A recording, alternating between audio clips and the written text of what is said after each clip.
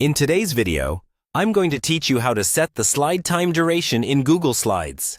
If you've ever wanted your presentation to advance automatically, maybe for a kiosk display, a looping slideshow at an event, or a hands-free presentation, setting the slide timing is exactly what you need.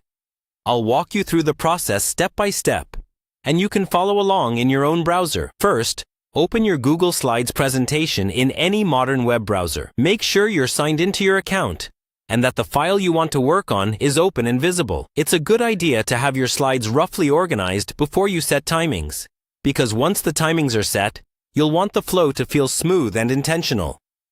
Next, look toward the top menu bar of Google Slides. You'll see options like File, Edit, View, and so on.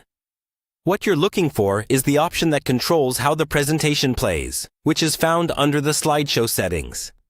Move your cursor to the slideshow option in the toolbar area.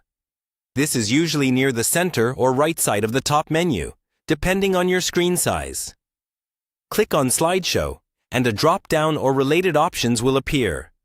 Here, you're interested in the settings that mention automatic advancement or play settings. This is where you can control how long each slide stays on screen before moving to the next one. Once you open the slideshow settings, look for the option that allows you to change the slide duration. You'll typically see choices like every second, every few seconds, or a custom time. Select the timing that best fits your presentation. For text-heavy slides, you might want a longer duration, while simple image slides can move a bit faster. Remember that you can test this and come back later to adjust if it feels too fast or too slow.